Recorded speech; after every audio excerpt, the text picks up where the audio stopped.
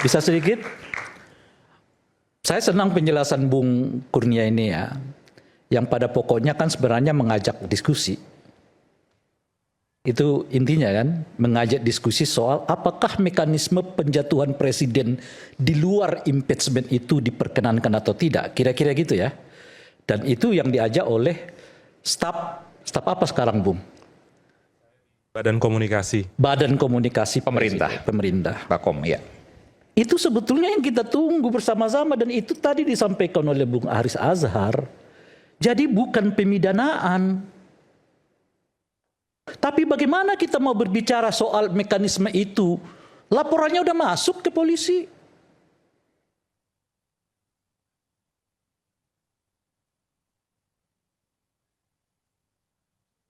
Itu persoalan. Saya kira laporan diterima. Kalau laporan kan nggak boleh nggak diterima. Iya, bagaimana Anda mau berbicara lagi soal itu?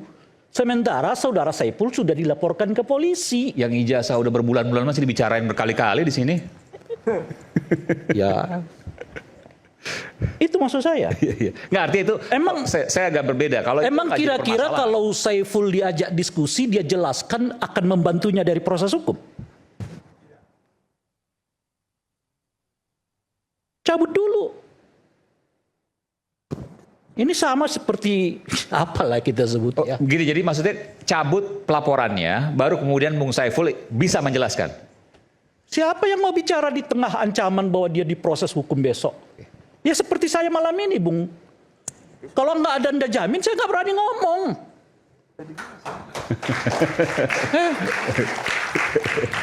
Tadi betul. Tapi tadi datang. Saya diundang, makanya saya minta jaminan dulu. Ya kan? Sebagai narasumber. Saya diundang, saya datang tentu saja. Tapi saya minta jaminan dulu, dijamin oleh beliau. Jadi kalau saya ada apa-apa, saya serahkan ditindak dipanggil terlebih dahulu beliau ini gitu ya. Saya setuju juga dengan apa yang disebut oleh Bung Kurnia ya. Yang disebutkan tadi itu pemerintah nggak pernah melaporkan. Iya. Saya kira Jokowi untuk tuduhan makar juga tidak dilaporkan oleh Jokowi. Ada dipidana orang banyak.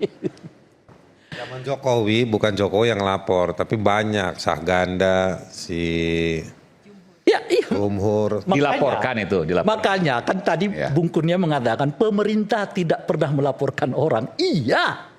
Jokowi juga sehingga saya nggak pernah melaporkan adanya orang yang melakukan makar. Yang melaporkan itu adalah orang lain. Yang itu semua kita udah paham lah, Bung Kurnia ya. Udah paham lah itu. Nah, kita tadi 98 kita udah diskusi ya, Pak Prof ya. Penjatuhan Soekarno. Makar nggak kira-kira Pak Gayus? Hal-hal menyangkut politik dan hukum dalam suap perbuatan itu tidak sama. Bung Karno peristiwanya bukan makar. Itu perbuatan lain lagi. Bung Karno, Gus Dur misalnya itu melalui dekret yang salah.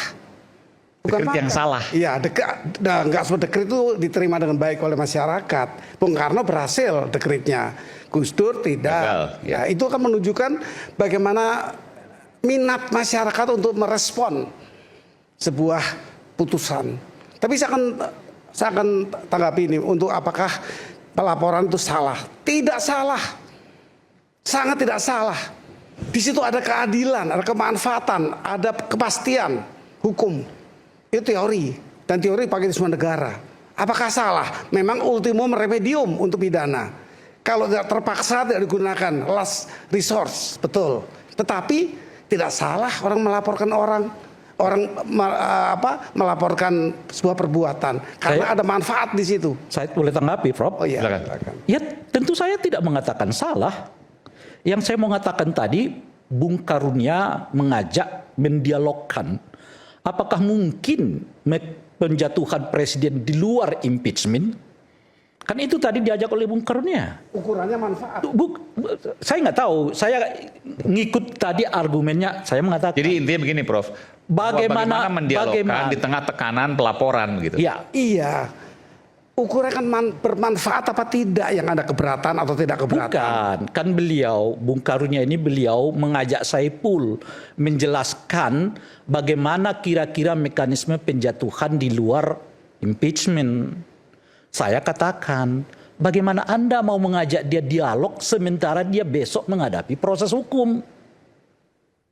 Ya bagi saya tetap saja tidak salah laporan itu. Enggak ada soal salah atau tidak.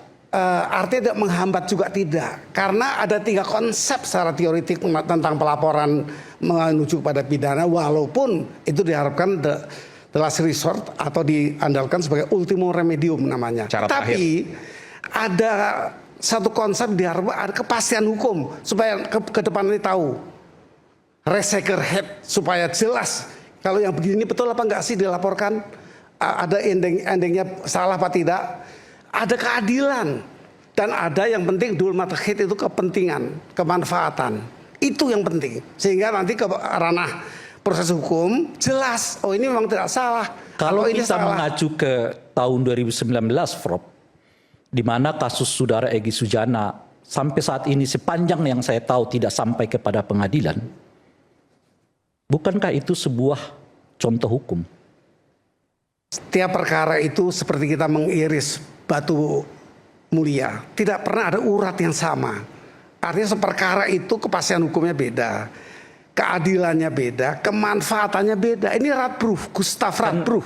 Diskusi kita tadi kan Prof soal bagaimana pelaporan ini menjadi dasar untuk menilai apakah satu perbuatan itu bisa dinyatakan sebagai tindak pidana makar atau tidak kan? Ini penilaian, justru ke pengadilan pidana. Ini penilaian. Kalau itu yang ditanyakan,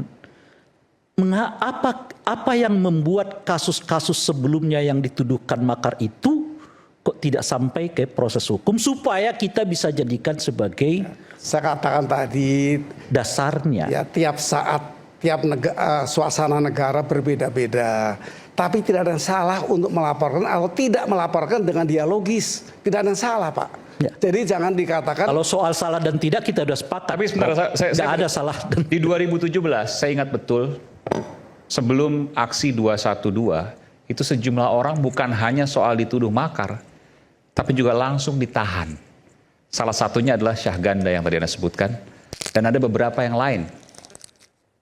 Artinya kalau mau ngacu pada periode sebelumnya, maka bisa jadi lebih brutal ketimbang hari ini. Bung Aiman, inilah yang kita harapkan sebetulnya ada perbaikan di atas soal bagaimana masyarakat dikelola kebebasannya itu. Karena ini kan lanjutan dari trauma kita di era Jokowi. Sebetulnya. Ada trauma. Ya. Dengan masuknya Bung Karunia, masuknya Pak Ari Hamzah, dan sebagainya, termasuk Budiman Sujatmiko di dalam kekuasaan. Kita berharap peristiwa-peristiwa seperti yang pernah terjadi di zaman Jokowi itu nggak perlu dipakai oleh pemerintah. Mereka ini kan punggawa-punggawa demokrasi semua. Tapi mengapa ada suasana yang tidak jauh bedanya seperti yang pernah kita alami di era Jokowi, bahkan kalau kita tarik di eranya Pak Harto. Itu persoalannya gitu. Padahal tantangan terbesar Pak Prabowo itu adalah memperlihatkan wajahnya bahwa dia seorang demokrat. Itu dulu kan. Tapi yang muncul adalah ini. Kan ini bukan kali pertama loh Bung ya. Sebelumnya itu kita tahu ada pengiriman kepala sesuatu lah ya ke kantor teror. Bahkan dijawab dengan masak aja apa makan aja gitu. Saya lupa kalimatnya itu. Oleh pihak istana. Muncul peristiwa Agustus, ribuan orang ditangkap. Dan ribuan orang sekarang ditetapkan sebagai tersangka. Saya kira sepanjang era reformasi Bung Karunia tidak pernah ada satu pemerintahan yang menahan ribuan orang dalam waktu yang sangat singkat dalam kurun belum 1 tahun sebagai presiden, kecuali di era Pak Prabowo. sepanjang yang saya tahu ya. Jangan dulu karena itu belum selesai. Nah, setelah itu ya banyaklah peristiwa yang kita dengar, orang-orang mengkritik MBG, tiba-tiba begini, begono itu ya. Anda bisa baca lah itu di media sosial itu. Sampai ke saudara Andre Yunus. Andre Yunus tiba-tiba mendapat serangan air keras.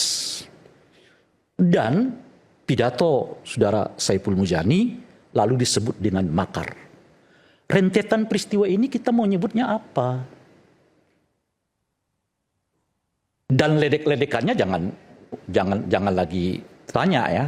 Ada yang dengan sebut inflasi pengamat.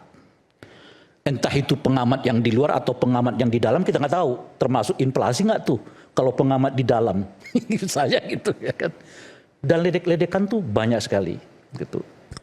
Apa penjelasan dari semua runtutan ini pada saat yang bersamaan? Coba Anda bayangkan apa yang dikutip oleh Bung Karno tadi itu. Saya nggak paham. Satu, tingkat kepuasan sekarang berapa tadi? 74% kan? Tingkat kepuasan. Ya? Meskipun itu turun loh Bung Karno ya. Karena sebelumnya 82,9%. Sekarang cuma 34. Jadi sekitar 8% turunnya tuh. Tingkat kepuasan itu. Tingkat kepuasan 74%. Dukungan partai 82% di parlemen. Oke, apa yang mau sampaikan ke situ? Yang mau saya sampaikan, kok tiba-tiba ada pidato Saiful, lalu semua mengatakan itu makar. Jawabannya sesaat lagi, tetap sama kami di Rakyat Bersuara. Nanti saya beri kesempatan.